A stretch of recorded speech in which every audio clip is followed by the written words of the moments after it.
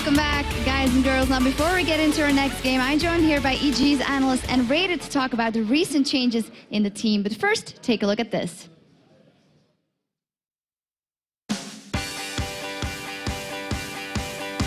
We've evolved from a 5-man roster into a 7-man family, you could basically say. The general idea of the lineup is to have subs that are equally good as the main players. We were performing very poorly in the LCS and we felt we needed a change. And that's when we looked around, well, what can we do? We looked towards, say, Korea as well, and they're using this 7-man roster. It creates a little bit of rivalry, but also everybody has to stay on the top of their toes to be ready and in the utmost best shape. You can still preserve a team bond with 7 people. It just requires a change of attitude. Of course, everybody wants to be a starter, but the team prevails and the team is the #1 priority. We've introduced Shaker, and he'll be battling with Snoopy for the right to be the starter jungler. Snoopy said, okay, it's fine, you know? I'm just gonna see what I can do for the team. Sometimes when I play, he sits next to me and it's like having a private trainer. There are still teams that don't do anything early game, but I could abuse that. That's when they pick me. But Snoopy, as you saw, he could also change, against MYM. He went really aggressive early, that's the thing. You can't ever expect how the jungler is gonna be. We decided to use Shaker last week in Tenerife. We wanted to test him on the big stage in front of a couple thousand Tenerife fans. Seasoned players would mostly hold back, facing the risks. Shaker just wouldn't care and he would go in, take the risk. If it works, it works. If it doesn't, it doesn't. And that actually helped us win a lot of early games. Basically, if you've been playing together with 5 people for over 1.5 years, you will fall in certain routines that you really find hard to break out of. I was asked for opinions what went wrong in the team, and as soon as they recognized that I'm able to help them, they try to adapt almost anything I tell them, or at least think about it and find a way to change it for themselves. Basically joins every scrim. He takes some notes during the match, suggests some picks and bans in the pick and ban phase. After the match is done, if we have any issues that need to be talked about, he will come in with his point of view. And the best part is that he's completely unbiased, and this will give us a really good sixth point of view to balance our opinions off. Because Crappo and me have basically the same champion pool, it would be unnecessary to swap us out all the time. We are both in shape with the team, and at any certain point I could step in. I think subs that are living with the team and that actually participate scrims have just a lot more value than subs that don't. We're not going to praise the 7-man roster into the heavens, but I think it might be something that other teams will pick up over time. There's no reason not to use your subs to the maximum potential, because it would only set you back if you don't.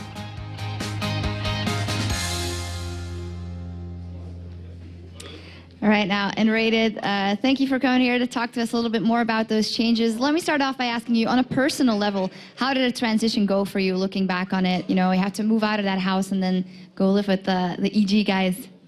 Well, I basically packed all my stuff and went home first, at least for a week, and I just didn't want to miss out on any LCS weekend, so I basically just packed my stuff instantly and came again. And I had the possibility to stay at the EG house because I was already looking at their scrims and helping them a lot. So I was staying with them, and it was a really good time. So when that went well, I also got the possibility to go to Tenerife for them and help them there. And it was a really great shot, and Tenerife was awesome. So I took that great opportunity and I went there. It sure was awesome. Now, some teams have been saying we can really feel the difference when we're playing EG, that they have an analyst now, and maybe that your influence is really, they can really notice it. So what do you think you've remedied in those first couple of weeks here? Well, first of all, it's really nice to hear that. And I also think that just from an objective point of view, you can see things that the team actually might not see while playing the game. So I just give them an in-game analyst, straight up what went wrong, how they can fix it. And I think as soon as they start to adapt it, they will improve. How easy or hard is it maybe for you to come into that group as someone from a team that they have rivaled so much before and be like, these are your mistakes and this is what you have to do? I think as soon as I got kicked from Fnatic, I think I was free. They didn't really put my name with Fnatic in one point anymore. So as soon as I'm a free agent and I'm able to help them, why wouldn't they just adapt to everything I say? All right. Now, the time that it was announced that you were coming to the team, of course, they also had the announcement that they would be having a sub for the jungle in the form of Shaker. Were you in any way involved in the choice of having the jungle as a sub, and why was that decision made? The decision was mainly because everyone in the team felt that the early game was the really major lacking point they had.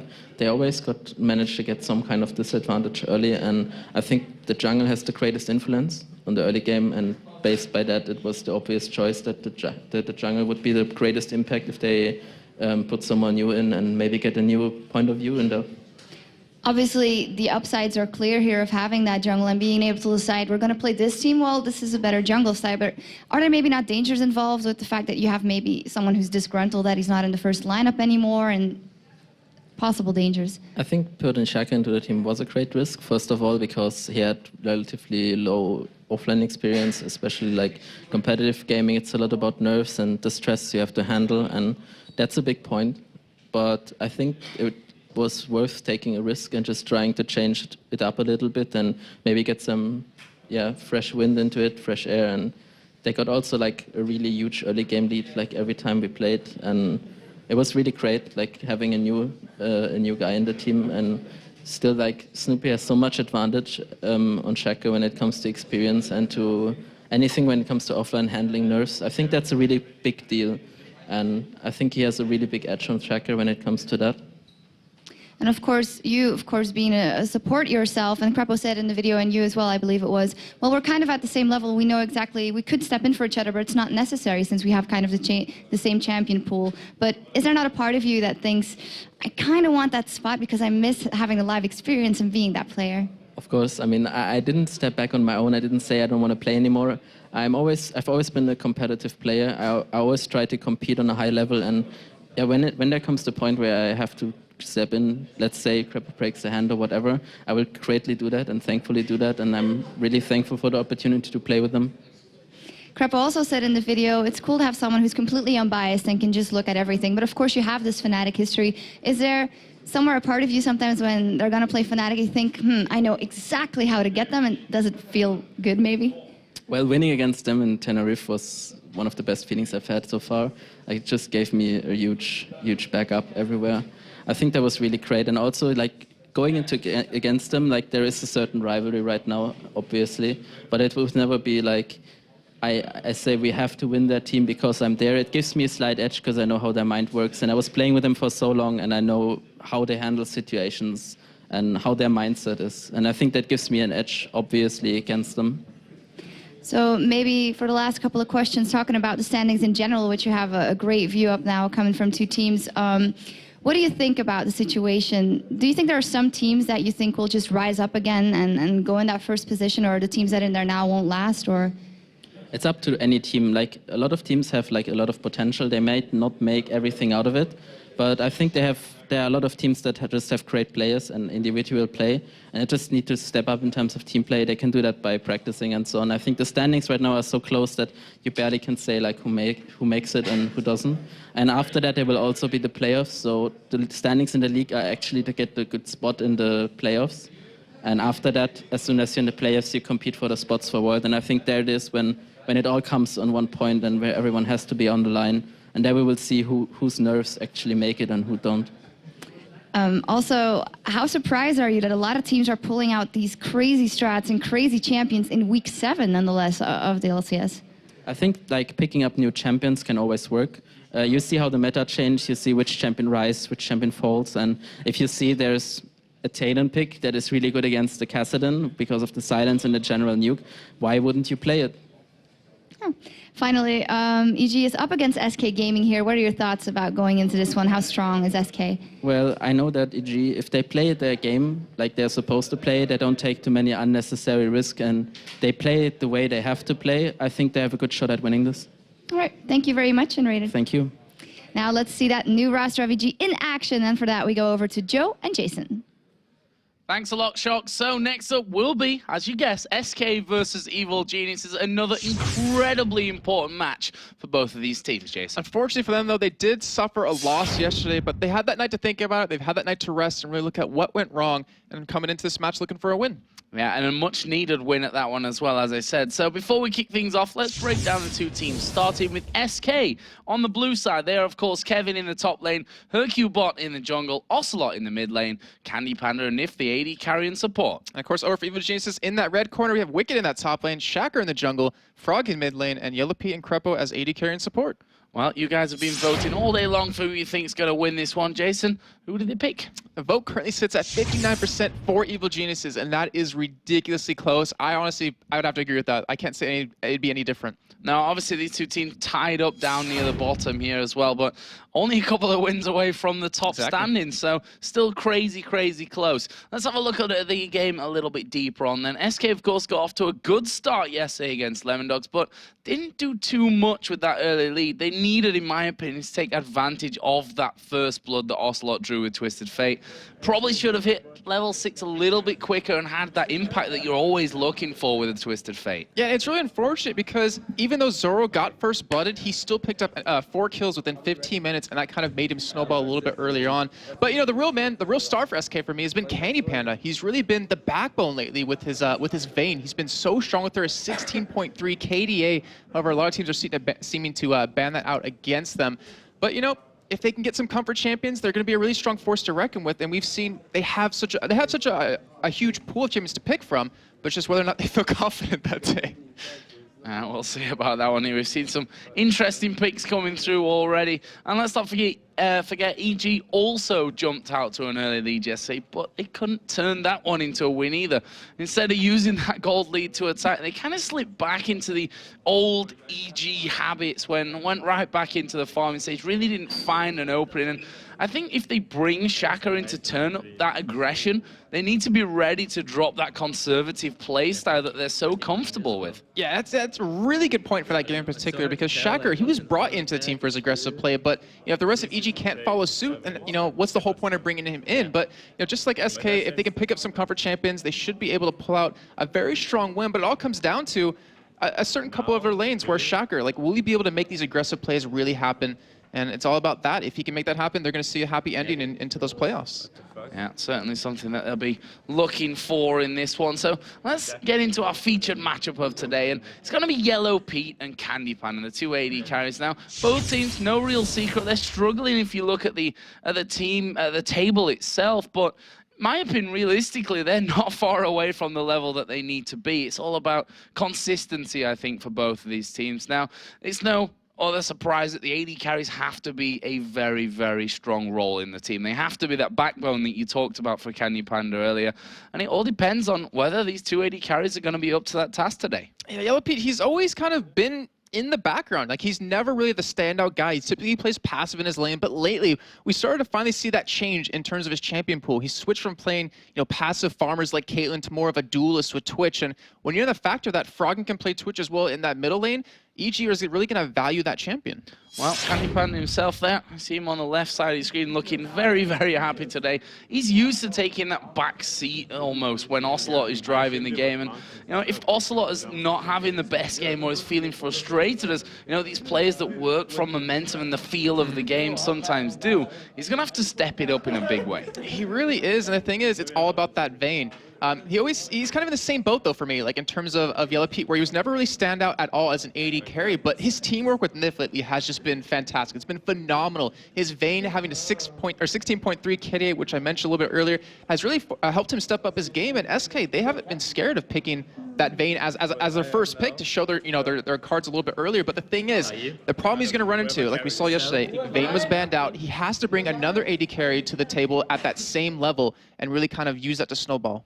Well, the amount of times that we said Vayne in this opening statement here might be a bit of a clue when it comes to the bans and the picks. We'll see if that Vayne actually manages to actually slip through there for Candy Panda. We've seen, you know, 2 games today. We saw the Talon coming out. We saw Karma first being brought forward yesterday. We saw Gragas coming in earlier on. We've seen players switching roles. So maybe we're in for a more normal game from this one, and maybe I'm totally wrong and we're in for another crazy one when it comes to the bans and the picks. But looking at them right now, Kassadin and Vayne both banned out first of all. Okay, yeah, so we saw Froggen playing Kassadin yesterday. Did a fantastic job on him. I mean, he didn't die until way later in the game. He could 1v1 anyone, which unfortunately Evil Geniuses did use to their advantage, but very smart ban. The Vayne, I mean, as you were just saying, we said her so many times she's going to be banned out and taken away.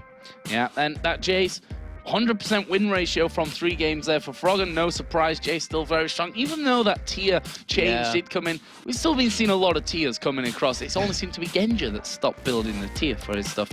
Elise being banned out there as well. Obviously, Shaka, his one win that EG have with him in the team was with the Elise jungle. The final ban then coming out for Lissandra. Leaves Twisted Fate open, and SK gonna take that one away. And they've taken out Cassidy in here, so that might be their whole thinking with this. So, I don't know. I'm looking into that, and I'm like, will they really feel comfortable letting Ocelot have Twisted Fate? I mean, he played it yesterday, wasn't that impactful. So to me, it's like, hey, you know, we'll let him have it. We're not really scared about that. And if you do take him, it's like, all right, we get Thresh, we get Malphite, which is huge comfort champions for Crepo and for Wicked. And specifically for Wicked, it's 4 out of 6 games with Malphite right now. And actually, in Tenerife, he was out farming constantly the top laners he was up against. And in some games, he actually had the most farm total. Yeah, and that's a dangerous thing as well. I mean, Wicked, we know that if he's in his comfort zone, that's where he is most dangerous. If you put him out of that, that's where you can catch him out a lot of the time. Yeah. But giving him the Malphite, we'll have to see about this one as SK deep in discussion there. Ocelot and Hercubot having a chat. Of course, they're the two up picking these next champions, and it looks like it's going to be the bottom lane selected with the Ezreal and Nami. Okay, so it looks like we're going to see Cannon Panda on that Ezreal yet again. He builds blue build, but a little bit differently with him. I don't think he's actually going to go tier this time, but I'll say that right now, and he probably won't will probably end up getting it anyways. But the whole Nami thing, you know, started off not that strong in the summer split of LCS here in Europe, but it's been progressively getting better as the weeks go on. People are finally learning how to play her, and she actually is a very strong support. I would love to see that Swain locked in. Swain is what Froggen's hovering over. I think Froggen might be pulling our legs a little bit with that one as they switch over towards Jarvan, which for me, more of a normal pickup. Although, you know, Shaka, we've seen the likes of him. If that Elise has been banned out for him, which it has in all but the one game that they won with him, he's gone and fallen back to the Xin Zhao pick. But this time it will be the Jarvan that they lock in. Plus the Caitlyn for Yellow Pete, just as we were talking about him falling away to the likes of Twitch and not sitting back on that passive Caitlyn farm. It's going to be a Caitlyn. Always is that slight chance Caitlyn goes middle. And we could see Twitch come in. Because if you see Nivea locked in, which if you remember back to Fnatic versus SK back in the spring split, I believe it was the first week of games, it was Xpeke on Caitlyn and also on Nivea, and Xpeke destroyed him in that lane. But obviously we'll see as it does go on. But I was surprised to see Xin left open because Hercubot has a fantastic record with him. 4 games, 1 out of 5, has a 5 KDA. And if it's working, you know, why not use it again? But it looks like we might see, I'm not sure, I think Demon mentioned it yesterday that Spirit Guard Udyr is on this patch, so we might actually see that awesome skin coming out. Well, it's going to be locked in either way, so there will be an Udyr in there, along with that Renekton in the top lane. We saw it in the last game, how strong it can be. I say in the last game, in the first game of the day it actually was. It's been 2 long ones, of course. Darian playing a ferocious Renekton. So let's see what EG finish off with here then. It's going to be that mid laner, as we kind of expected to come from last. I say that Malphite could technically be the one that Froggen plays there. He has already played the Malphite in the middle, but really expect that to be on Wicked, and that this last pick will be for Froggen. I want to touch on the Udyr real quick though, because something that we've seen with him over the past with Gambit picking him up, something that hard counters Udyr is a team that has CC against you. Because obviously, if you CC him, he cannot get to you when he's really fast. But right now, look at EG's side. They don't have a lot of CC to stop him from getting straight into your team. All they really have is that slow off Malphite, maybe the Flay or the hook out of Thresh, and maybe the knock up out of Jarvan. That's about it. So if Hercubot plays this correctly, he can really make some huge opportunities happen. I mean, look at the lanes he has. He has a stun top lane, he has a stun mid lane, he has a knock up and slows mixed in with Ezreal plus the mobility. He has a lot of lanes to gank, and he can really apply a lot of early game pressure. So final pick then for Froggen was the Ahri. So we're going to see how charming Froggen is today up against Ocelot in this mid lane. Sorry about that. Freak may have left us in physically, but not in spirit. His mark has been left. Let's just say that here in Europe. But yeah, the Ahri coming out here for Froggen. Obviously not feeling the Anivias and the Luxes these days. Actually has played 5 games combined with the Anivia and Lux, and has a big fat 0 when it comes to win percentage with them. Yeah, it's a bit unfortunate, but that's kind of how the meta's gone. I mean, those champions not really going to work out too well. Obviously, the burst is really nice, which I would expect the Lux is still possible to be used. He just doesn't really want to use it. Yeah, just doesn't want to use it. Just doesn't want to go that way. So there you see SK on your screens. And again, it's hard for us to be really talking about, and obviously it is a massive game for both of these teams, but we say, with the lightest touch that these two teams are struggling at the bottom of the table because it is so close right now that they could, with just 2 wins, be right up there in the 3rd or 4th position. So it's really quite hard for us to say which team is struggling in quotation marks right now, because I think the real problem for a lot of these teams is consistency rather than their actual performances on paper, because a lot of them are having one good game, one bad game, one good game, one bad game, couple of good games, couple of bad games. So, I mean, Gambit, they're exactly the right example for that. Yesterday they got destroyed, and today they look fine. Yeah, I really find it weird that... Oh, look at Wicked. He looks comfortable right there. So he's in his comfort zone champion and his comfort zone chair. But it's weird to say that they're at the bottom of the table when they're 2-3 wins away from being at the top of the table at the same time. But that's how close it is here in Europe. And either of these teams, as the weeks go on, we'd only have 2 weeks and these 2 games left to play. You need these wins if you want to make it to the playoffs. And I talked to Krepo a little bit early in the analysis desk, and he's just like... I was talking to a couple of teams, and he's just like, we might not even make it to playoffs. And just hearing something like that from Krepo, from EG, kind of hits home.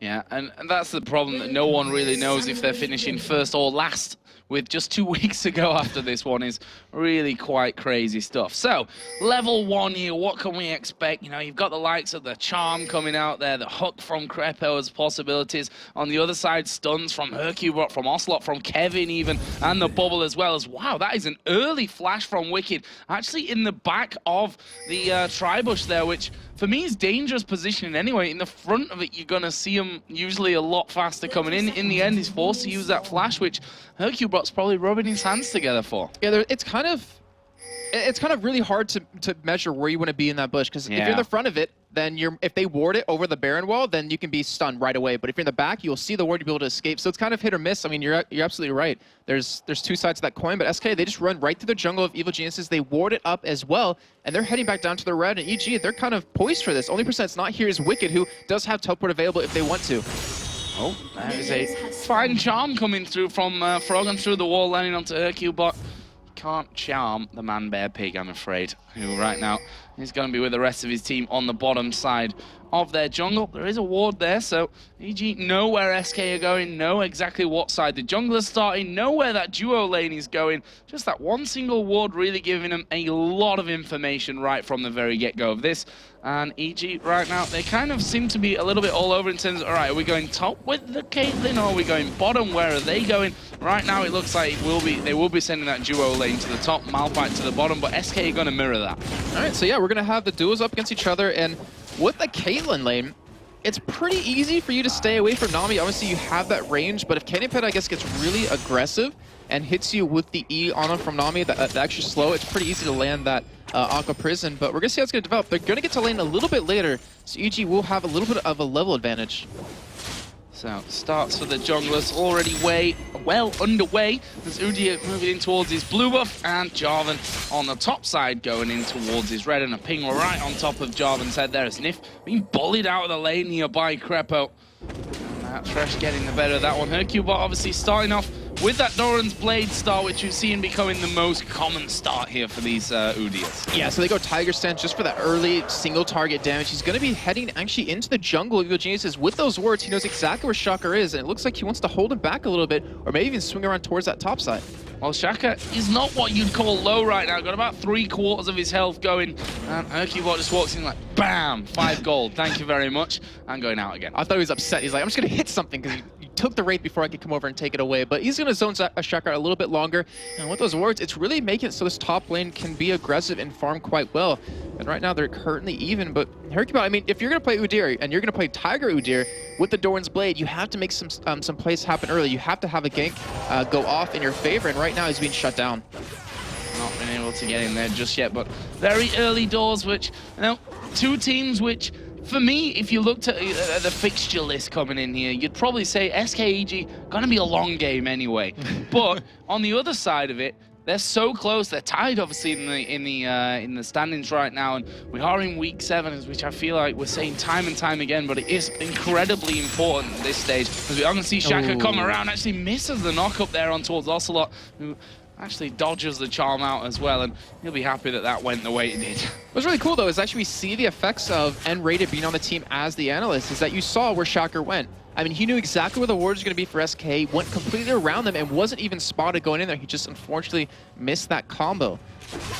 And we heard as well from N-Rated that it's not really a fight between him and Crepo as to who gets that support role, but he also did mention just in case Crepo breaks his hand. I'm not sure if he was referring to any particular situation which might come up. Here, Crepo, just hold this nail while I hammer it into the wall. Oh, there's your hand, sorry. I'll have to play this week. But yeah, I mean, as you said, N-Rated in the team who, one of the bigger brains, so to speak, in League of Legends as well. Really, really intelligent guy, and you can see that he's doing a lot here for this EG side. Yeah, it has. We've seen quite a big change in their roster, quite a big change in their, I want to say, energy of the team, where Wicked right now might be getting ganked here by Hercules. I don't know if they have the damage to kill him. He has his flash almost available, and here they go. There is the bear coming in. Kevin going to get down that stun as well as they put a lot of damage in, down to half HP. Turtle Stance is in there for Hercubot. He flashes in for the stun, and they're going to get the kill here. First blood does come down to Hercubot. Kevin just getting away with his life intact as well. Solid start for SK. And Wicked's flash just came up right as he died right there. He would have been able to escape that gank, but as we were saying earlier, Udyr, you have to be effective early on.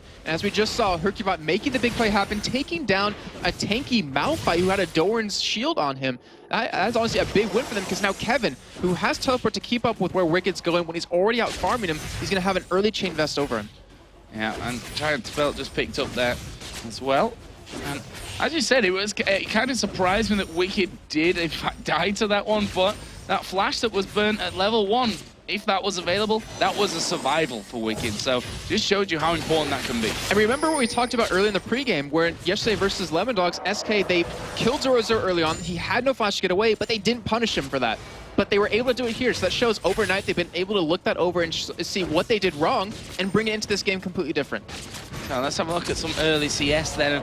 Well, quite frankly, it's really, really even at this point. AD carries mid lane and the solo laners there. The Renekton versus Malphite, it's all pretty much bang on the mark. Obviously, it's that early first blood here that's giving SK that advantage that they've got going forward. Hercubot waits over at the side of Ocelot here, and well, right now Froggen is level 6, which obviously gives this Ahri a lot more mobility as he puts down some good damage onto Ocelot. Sees the Tiger coming across, as we are going to see Nif now under all kinds of pressure in the top lane. Shaka came down for that one, but again, not quite able to finish off. Yeah, and that was a great job by Nif with all that commotion happening, to dodge the hook coming out of Crepo so he didn't get locked down, because that would have been a death for him. But right now, because he doesn't have flash available, he's got to play a little bit safer. With that ward down, he knows exactly where Shocker is going, so he's going to be able to do pretty well here, not really be forced around. But Wicked, he's going for that cake middle. Oh, they're going straight in for this one. Charm comes down and Ocelot goes down as well, and I mean, that is just absolutely crazy stuff. Wicked just coming up, and I was pointing at the screen like, where is Wicked going right now? He's coming up towards his mid lane, and he just goes straight through from the Wraith camp with unstoppable force, landing perfectly onto Ocelot, and now Yellow Pete in all kinds of danger as well. Had to use his barrier. Candy Panda going to get exhaust from this one, as the Piltover actually missing from that, and Candy Panda here getting that speed out of Nif, tries to get in there for some extra damage as well, but in the end, no kill coming down in that top lane for now. And that was just wow. That Wicked play, I mean, that was just so smart, knowing that, all right, well, I need to make something happen. They know how strong Froggen can be for their team, and then to pick him up a kill like that, to get him a little bit of an early lead, to shut down Ocelot, as we mentioned before, like once he gets shut down, the momentum of SK kind of gets shut down, and a great start in the beginning for them, even though they did die, well, Wicked did die in that previous gank from Hercubot. So, both junglers on their red buff at this point.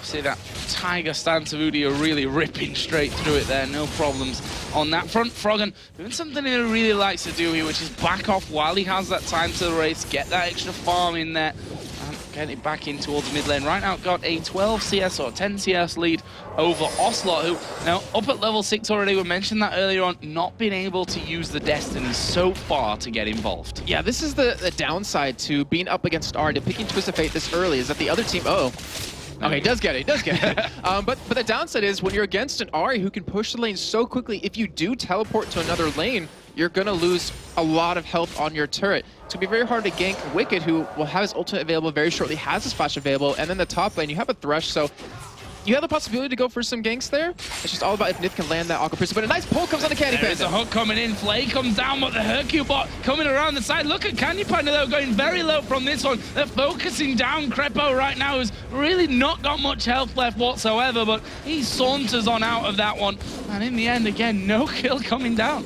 That was a great box turn out of him too, because you saw Hercubot like slowly running into him, and unfortunately wasn't able to catch him early enough. But Shakar's here; he's gonna help try to stop this dive. Yeah, Hercubot coming around, teleports coming in as well from Kevin. Can they get on top of him? Kevin's full HP, and he'll just walk straight in there, gets that kill. Now they go in towards Hercubot. Good Cataclysm. Ocelot here in the mid lane. Is he gonna be able to survive this one? Stun card comes down. Froggen not done as he flashes in, takes another turret hit, but he's gonna walk out of that one. Nicely done. But SK, they're going to come up with a turn off of this. So they're going to get the first turn of the game. They're going to extend their goal lead even further. And yes, Ocelot, he is 0-2 right now, but you have a 1-0-1 Kevin. You have a 1-0 Hercubot. And then you have 2 assists given over to your AD carry and support. So in the end, it was a pretty... I kind of want to say equal trade, but SK did come out ahead in that one. So not equal. So not equal. No, one-sided. I was thinking about it as I was saying. I want to say it's equal, but no, Jason, you're wrong. So as they look down of the gold, you can see that Froggen, as you'd expect, CS lead, kill lead, he's got a gold lead to go on top of that one as well. Meanwhile, Kevin, coming back down to this bottom lane, does have a lead in there as well. He's up at about 600, 700 gold to his advantage right now. Dragon has remained untouched here, which probably won't be for too long because, you know, we've seen so often that Udyr at these early levels, I say early levels, he's up to 7 now, but, you know, this is a point where you can do Dragon, and as if by magic, SK starting off. Right now, Ocelot is going to get pulled here. They're actually going to commit to him here, and here comes Froggen. Yeah, Froggen coming around the side. Charmer's landed. The bubble not quite landing onto Froggen there, and EG not really got the rest of the team. As Wicked coming around the side, Shaka's there as well. And actually, Wicked flashing away there, decided not to use Unstoppable Force. It's still available to him. There he does use it to get in onto Ocelot at the backside. Ocelot is trying to walk away. Levels up to give him a bit more health, and now Crepo gonna fall down from this one. It's a 2-for-1 right now in favor of EG. In favor of SK. And in the end, deciding not to chase any further from that one. Dragon is still alive. Ocelot is still alive after going incredibly low from that as well. Yeah, EG, they were just trying to wait for as long as possible because you saw Yellow Pete was nowhere in the vicinity to help out. He was still top lane, and that's why SK went for that Dragon right away. They're going to try to take it down here. They don't have a smite available, but Shaka, he has his up. Oh, Shaka, he's waiting off towards the side, but he's super low. It's going to be a suicide mission for him if he decides to go in. In the end, he dies before getting onto Dragon. Kevin going onto Froggen right now. He is going good amounts of damage onto it. Yellow Pete comes in. Couple more auto attacks will win, but Candy Panda turns around. Barrier baited, and Yellow Pete picks up a kill. Great turnaround, and Froggen goes to the charm over the wall there as well, knowing that SK were very low. Maybe stuck a little bit too long around for that one. It leaves us at 5-for-4. Dragon still alive, but a 2,000 gold lead for SK Gaming. And in the end, that was just a 2-for-3. And Evo Geniuses, yes, they lost 3 members, but they kept him off of that Dragon. So they're going to try to go back here, maybe make another fight happen right off the back of that. I was trying to say that, you know, Wicked, he was trying to stall for time. He flashed away from the fight in the beginning, and then he used his Unstoppable Force only on the Ocelot, who ended up escaping either way. Yellow Pete was still just a little bit slow in getting there, and SK were able to come out pretty much ahead in that fight.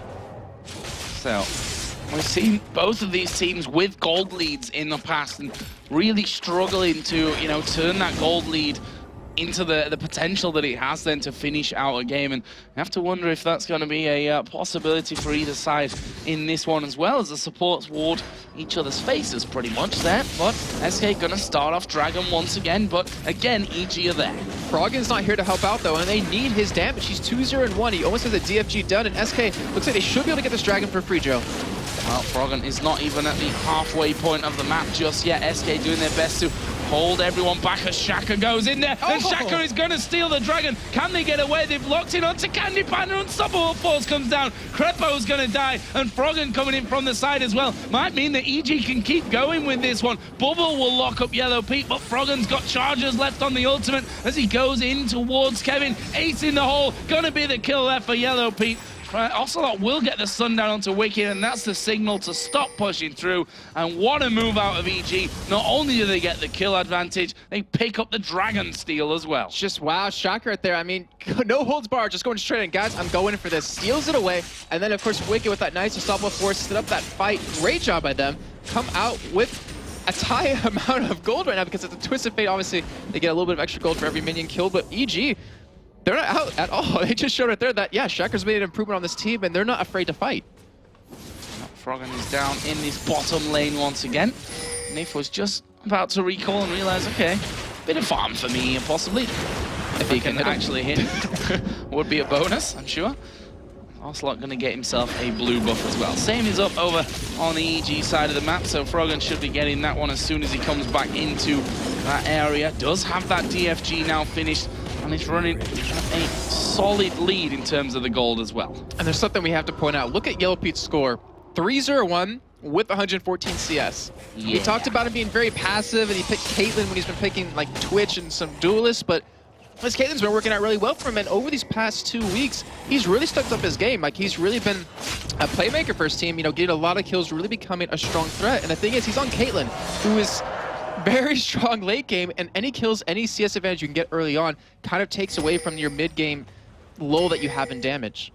Yeah, Azrael obviously going into that man immune, which kind of helps things out when it comes to stacking it anyway. You know, the tier itself is obviously slower to come in, but with the fact that you can get it in with the auto attacks as well, is always a bit of a bonus coming out there to get it up to the level you want for that Mura mana.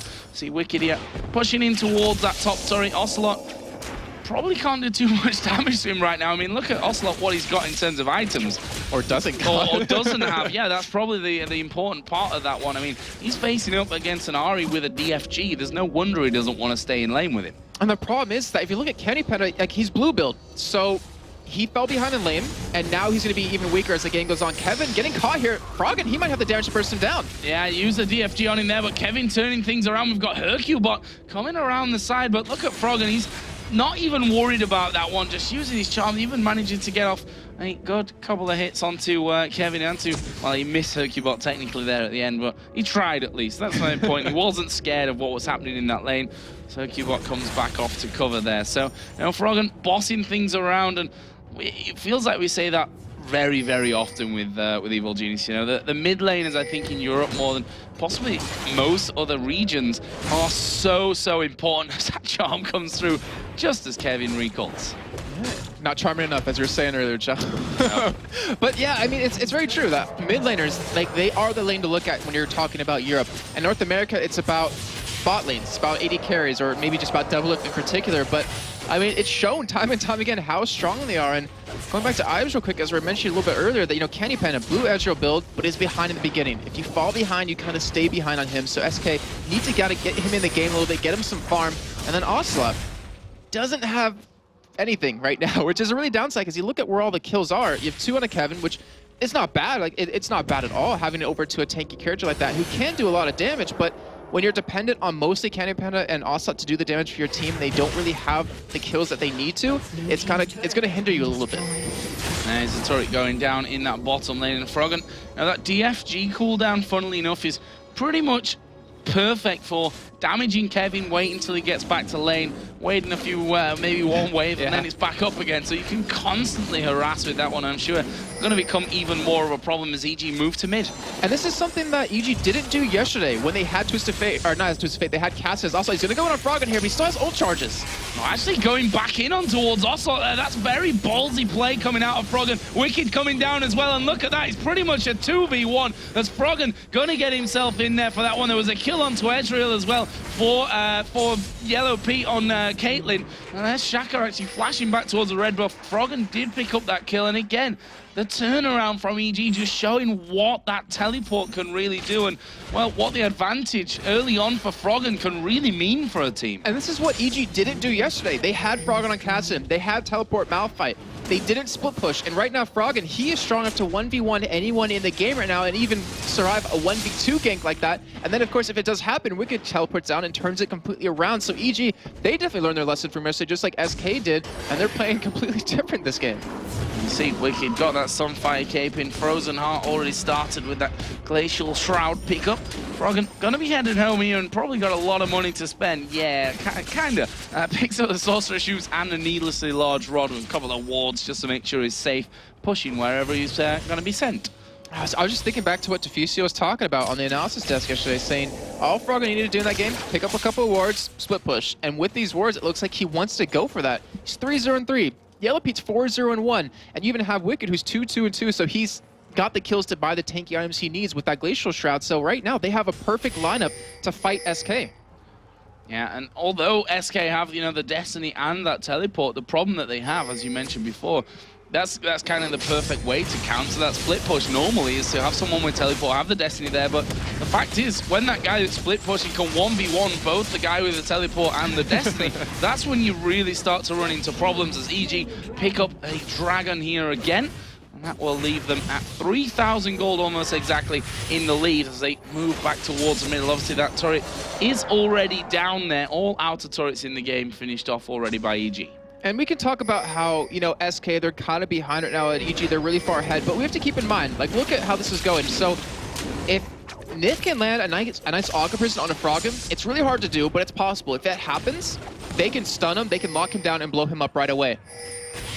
And then you look at Kevin, like, so he got 2 kills, he has 4 assists, he's pretty tanky. He can withstand the damage that Yellow Pete can put out for a little bit longer than anyone else can. So if he can zone Yellow Pete and they can kill Froggen, then they can win the team fight.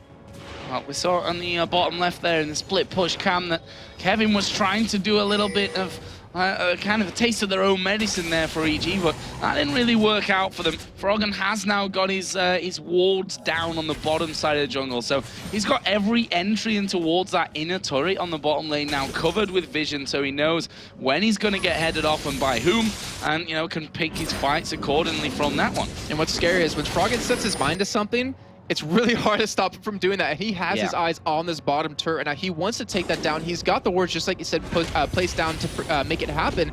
And if anyone goes for him, then the rest of his team can split push somewhere else right now. Okay, bot. That's the only thing that can get him out of the lane, split pushing. A blue buff right there. He's like, all right, I'll come back. I'll just come back for that one, and then I'll be back down in a few minutes, Ocelot. So, you know, just stay there, use your wild cards to farm out. Well, in the meantime, EG saying, right then, we'll just push out somewhere else. Going into that middle lane there. The Aqua Prism comes down. Not quite connecting the net of Yellow Pete, getting him out. Now, Yellow Pete, we talked about it in our featured matchup there. Who's going to step it up for these AD carries? And so far, Yellow Pete, well, he's 40 CS into the lead. He's 4-0-1 in kills. He's a mile ahead right now. Yeah, he really is. And with the way it's going, like, he's just getting all the farm funneled to him. All the farm that isn't where Froggen is. So Froggen's sitting bottom lane. That means Yellow Pete's getting farm from 2 lanes and the jungle if he does want to visit the top lane and pick that up. So he's just getting super fed right now. Already has that Bloodthirster, already has that Last Whisper in Froggen. He feels confident to pretty much tank that turret. They get another one that takes it 4-1 in turrets for Evil Geniuses. And their goal lead is just getting wider. Getting wider.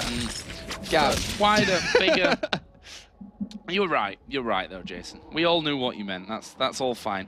Frozen Heart has just been picked up there as well for Wicked's Malphite. On the other side, Aegis was collected by Kevin, so he's going to be the one tasked with that one. Ocelot himself starting to finally get something out of there from that Cage's lucky pick that he seemed to have for about 15 minutes of this one, turned into a Twin Shadows as Froggen gonna face check here on towards Hercubot. This could actually be really dangerous as he does get stunned there. Still got one charge of the ultimate to go away, but is he going to escape? Yes! Oh no, the lantern came down. He was burning from the ignite, but EG are all over them once again. They're going to keep going for this one. There is a kill for Shaka. Kevin out of position. There's a true shot barrage. But look at Yellow Pete at the back. He's hammering away here. Kevin's got decent amounts of armor, but he's still not able to survive through that one as the Piltover goes through as well. EG decided to disengage. Both mid laners went down, which, for me, better off for SK there. Oh yeah, completely. They got a shutdown bonus onto Froggen, and it went over to Ocelot particularly, so his items are going to be able to ramp up a little bit harder. And we talked about, like, SK, they still have a team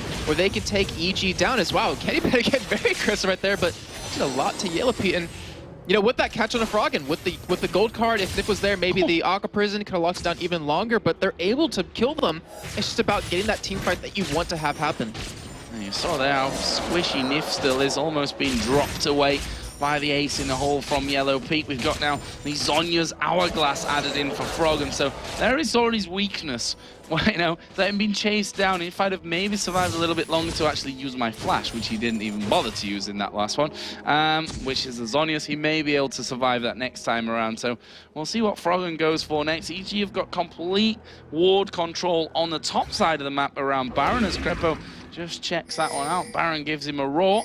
But a little bit early, I think, for this one for EG. And it looks like Ocelot's actually going for Zhonya's as well. And right now, with the way Zhonya's has kind of come into the meta where you see every AP carry picking one up, it's kind of like a temporary couple-second pause timer. Oh, right now, look at Evilgenius. They're actually doing Baron. Wow, they are actually doing it. I'll apologize for that one. As I said, I don't think they're going to do it at this stage of the game. 24 minutes in, but my gosh, they are. True Shot Barrage comes through. SK realized, right then, EG are doing Baron.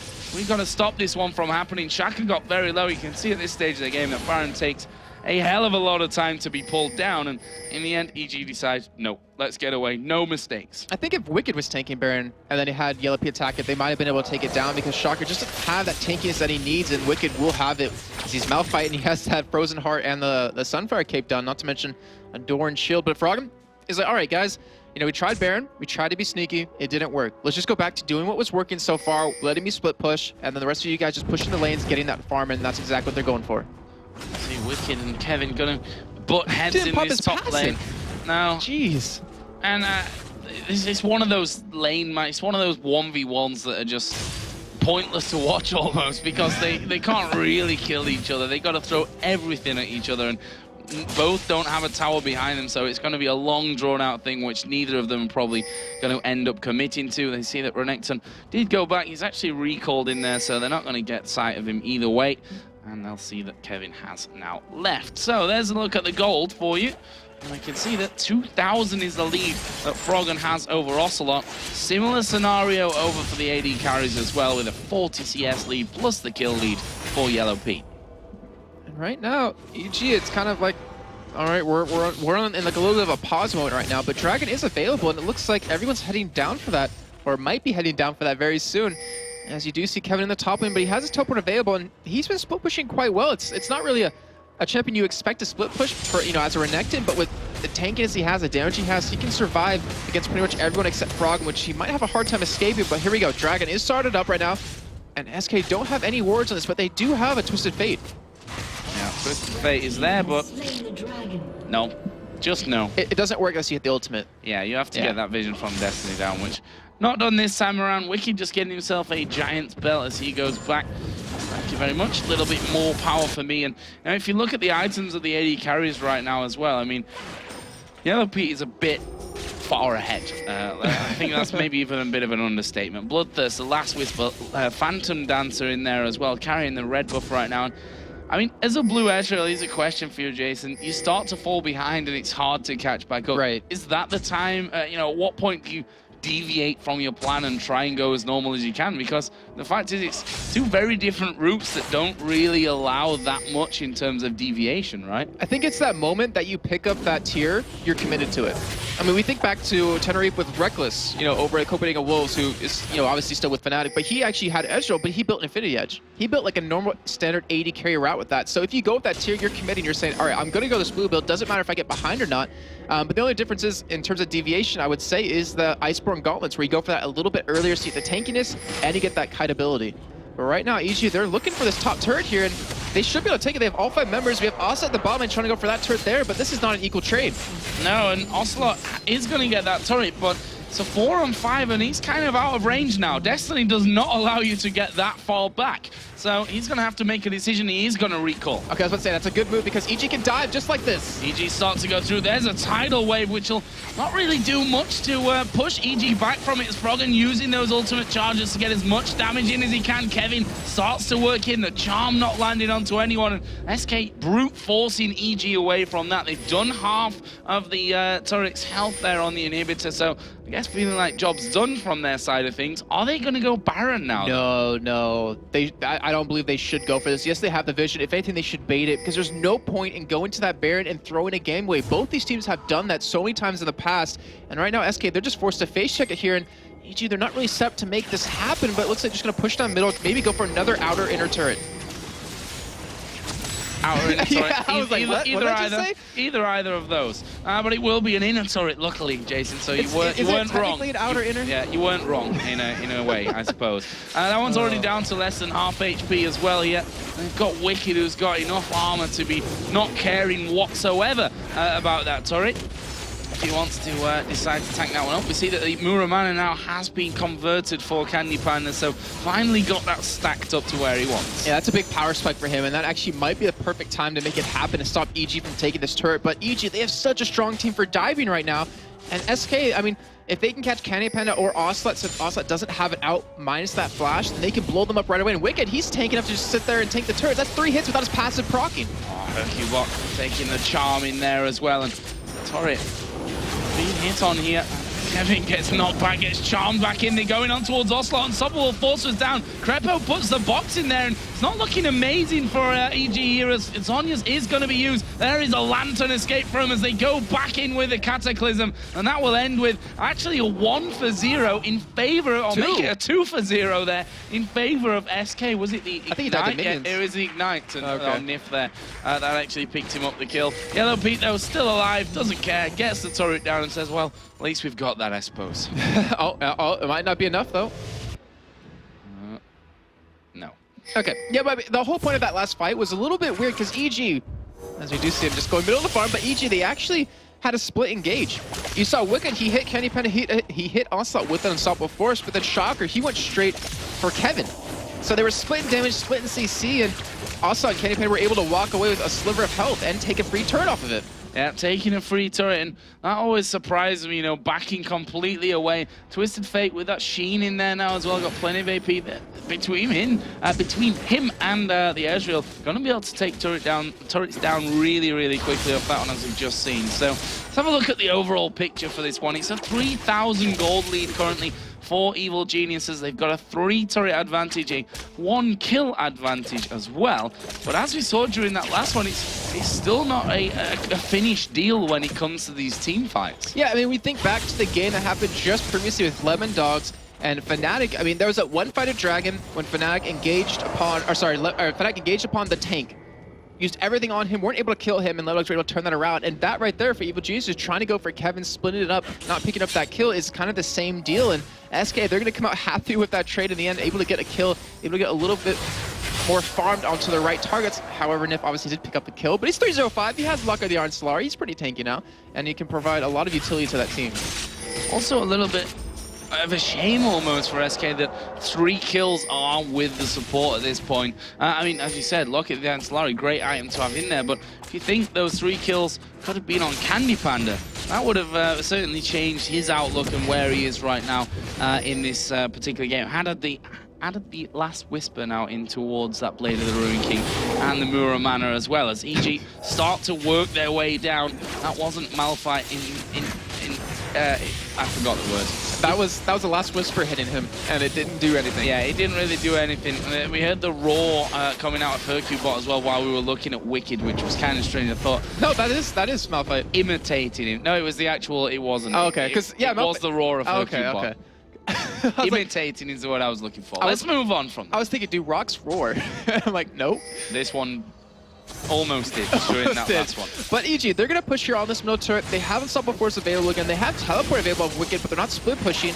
And right now, SK, I mean, with that wave clear they have with Candy Panda, with Ocelot, with Kevin, they're more than happy to sit there and wait because they're just getting all this free farm. The bot lane's pushing for them, so someone on EG is going to have to back away and take that away. But right now, Dragon is available at EG. They're looking to pick up, I believe, their 3rd of the game. Well, let's have a look there. Red buff going to be stolen away as they all get themselves through. All but Shaka, who's waiting for his Dragon Strike cooldown. There we go. He's into the Dragon Pit as well. And this will be going to Evil Geniuses. No contest for that one. And that will put them 4,000 gold now in the lead. So slowly but surely, EG picking things up. They were in this similar scenario yesterday, even more of a gold lead, to be honest, that they had yesterday. And surely the talks that they've had overnight will mean that they avoid the scenario that they got into yesterday. But yeah, and that's the benefit of having an analyst with Unrated. I mean, he's sitting there looking at that game pretty much unbiased to everyone on the team where you might get offended saying, oh no, I didn't mess that up. But he can just sit there and be like, yeah, you messed that up. I saw it, and you need to change that. And they're able to do that overnight. And right now, SK, it looks like they're trying to set up for a Baron here. It'd be a very ballsy play out of them, but I'm not sure if they have the damage to take it down that quickly right now. No, I don't think so either. And in the end, with Kevin not even there, does have teleport, of course, but not there, and they decide not to go for that one just yet. Wicked actually is recalling home as well, so he's going to be picking up something new. Obviously, had that giant swell in there. He's working up towards that Randuin's Omen right now. Yeah, he is. And when he gets that, I mean, he's going to have so much armor that Candy Panda won't do anything to him. Kevin, it needs to be able to shred a percentage of his armor with his slice and dice, but I mean, that's about it. No one's going to do too much damage to him. And I was just thinking, you know, SK, when they have a slight gold lead, they seem to be able to close out games better than they do when they have like a 10,000 gold lead, because it takes them a lot longer sometimes. And EG is kind of the other way around, where they don't need a huge lead against you to close games out, as they're only sitting on about 3,000 at this point and trying to go for a Baron, but they're going to be stopped by Tusafi. But Kevin, he's spot lane pushing right now. He's going for that second turret, the outer inner turret, or just the inner turret, I guess is a better way to say it. And right now, only person that can get over there and stop him is Wicked. And this is a great job by SK to pretty much force EG to make a move. Like, yeah, you either need to go for a Baron, and we can just teleport in and stop you, or you need to go stop Kevin from split pushing, which Wicked won't be able to kill him 1v1. Definitely not going to be able to kill him. Shouldn't happen the other way around either, as well, as Wicked goes in there and Kevin's like, nope, do not care at this point. I am having this turret away. There's nothing that you can do about that one. And, well... I'm just watching, Wicked's like, stop doing that, and he just walks away. Yeah, they just can't really do that much to each other. I mean, even Wicked himself's got that much armor that Kevin would probably struggle to do anything back either way. But he's got the turret down, he backs away. Is Nif gonna get caught out here? He's shut down now, and here comes the teleport. Wicked gonna join in the middle, and are they gonna now turn and burn for that Baron, Jason? It looks like they're gonna go for it. They have an Oracle, they have the ability to clear all the vision. They don't have the Nami CC, which is so crucial, but SK, they're like, all right, forget it. We're gonna go stop you. I thought they were gonna push middle, but they're gonna actually teleport into the backside here, and EG, they gotta be careful. Well, they're still gonna keep going through. There comes Kevin in. Twin Shadow goes slowing them down. Wicked, what are you gonna do with that unstoppable force? Where are you gonna put that one? The Baron right now is hammering Kevin, and EG are quite happy to keep him there for a while. He's just gonna sit in the back, finally slices his way through, and they go back towards the Baron. It's down to just 3,000, 2,000 health right now, and they're gonna keep going in for this one as Crepo lashes them back. Baron taken. Here comes a fight. EG going in with unstoppable force. Cataclysm comes down and is cancelled. Crepo going very low. Kevin's gonna surely die here as he flashes over the wall. Gonna get finished off by Froggen, who's gonna keep chasing down right now. It's a 1-for-0, but SK are all super low as Ace in the hole comes through, picks up the kill on towards Candy Panda, and this will surely be an inhibitor turret. It very well should be. It might even be two, honestly, because they have a huge wave top pushing. They're going to get that one down, and the middle turret's already very low at this point. And EG, that was a great play overall. I mean, you saw what they did. You pointed out perfectly, is that Kevin was sitting in the pit, and they were like more than happy to let Baron attack him the entire time, wait for him to leave that pit to go to commit for that Baron. And then when they did that, you saw Crepo just zone them away with his Flay, with his box to just stop Perkybot from getting there to potentially steal it. Phenomenal play with them, very smart play. So, what are EG gonna do next? Obvious choice here would be that middle inhibitor turret. They've got a wave of minions coming in.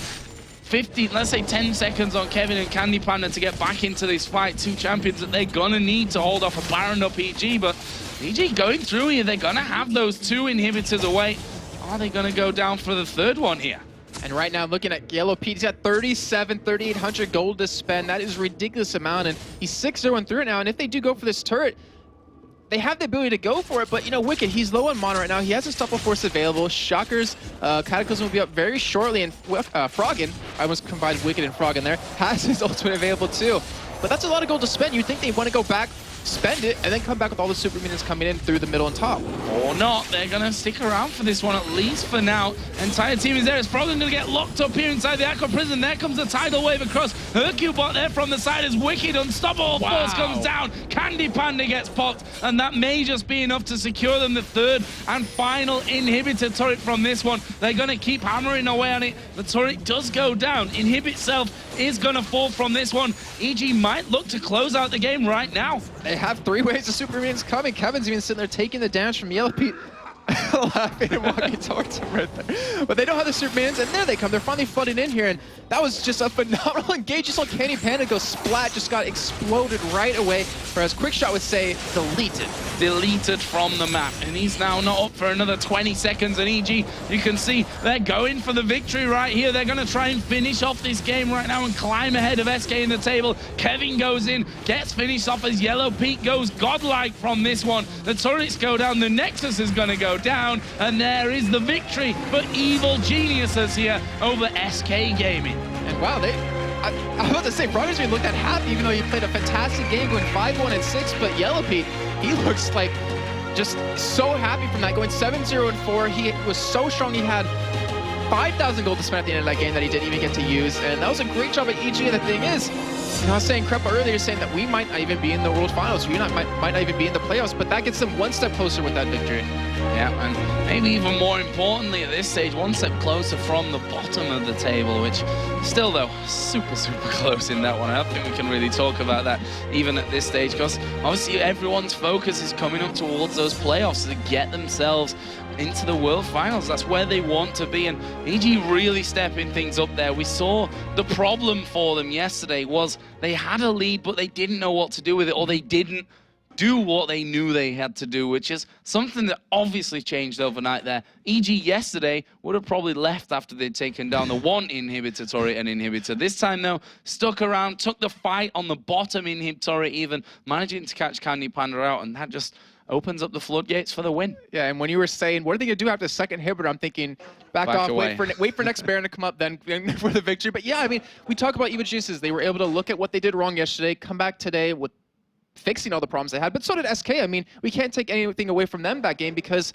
they played like really well, considering they got a little bit behind early on. Yes, they got the first spot, but they got shut down a little bit because of all the dragons. They still put up a very strong stand. It's just unfortunate that they were just a little bit too far behind. They slipped a little bit too far away as Frogger just kind of snowballed really hard. So did Yellow Pete, but they still played extremely well. They really changed up what they did wrong yesterday and fixed it for today as well. Yeah, and we see another game where Froggen, you know, starts to get ahead, starts to be a real problem for these teams. Split push that bottom lane completely out there, taking the inner turret and now putting all those wards. I mean, finished 5-1-6 in the end, but I'm happy that we did that whole head-to-head thing before we started in this game, talking about the AD carries, because that's where we really did see a massive difference coming in. Candy Panda finishing 0-5-7 with that blue Ezreal build that was slow to get started. I mean, by the end was quite far into that whole thing. Got his Sheen added in there for the other items coming through. But the problem is, Yellow Pete, 7-0-4 by the end. Had the Bloodthirster, had the Last Whisper, had the Phantom Dancer, and another BF sword on top of that as well. And 6,000 gold. And 6,000 gold to actually spend. So if they'd have not finished it off there, they probably would have done it straight afterwards. But Yellow Pete really stepping things up. He really did. I mean, he played well the entire game. He was aggressive early on. He played aggressive with Caitlyn against Ezreal Nami, which is a little bit hard to do, but he knew he had Chakra on his back. Like, he knew if he was going to go in, Chakra would be able to save him in time. Happened many times over and over again. And yeah, I mean, it was just a very well-played game by him. And we're always talking about games are starting to last a little bit longer right now in European LCS, and this is where AD carries really shine. They're really the backbone of the team, and Yellow Pete's shown that he can take that weight on his shoulders. Yeah, and one thing we should also really touch on is the decision-making here from EG, especially around that Baron, because they played that one perfectly, just waiting, letting Kevin take all those hits, putting damage down onto him where they could, while keeping the focus on the bulk of the SK team that was obviously going to coming from underneath them. They managed to get the Baron just as SK came in and then hammered them in the fight. Brilliantly done. Yeah, it really was. And we've seen Baron just throw so many games for so many teams, and they were able to just like hit the pause button. Like, all right, guys, take a second. Let's think about this. Let's not do anything too hasty. Let's not throw this game away. And it worked out well for him. Well, that's it from us for this game. But we're going to head over to the stage where Shox is waiting with Shaka for an interview.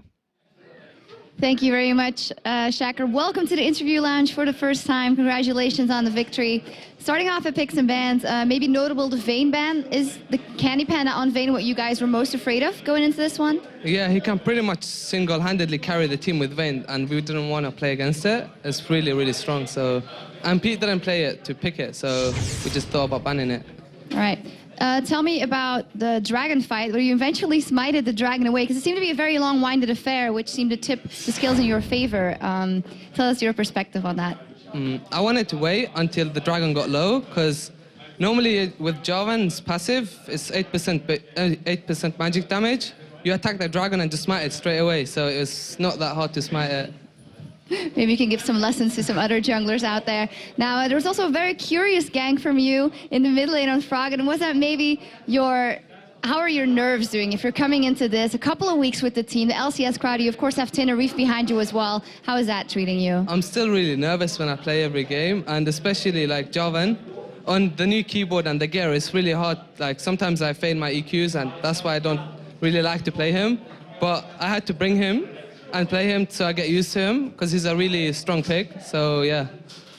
So in the end, you were able to set aside SK Gaming. What were you better at this game than them, or why did they not follow through? I think everything like was even until the Drake fight. That's what got us ahead.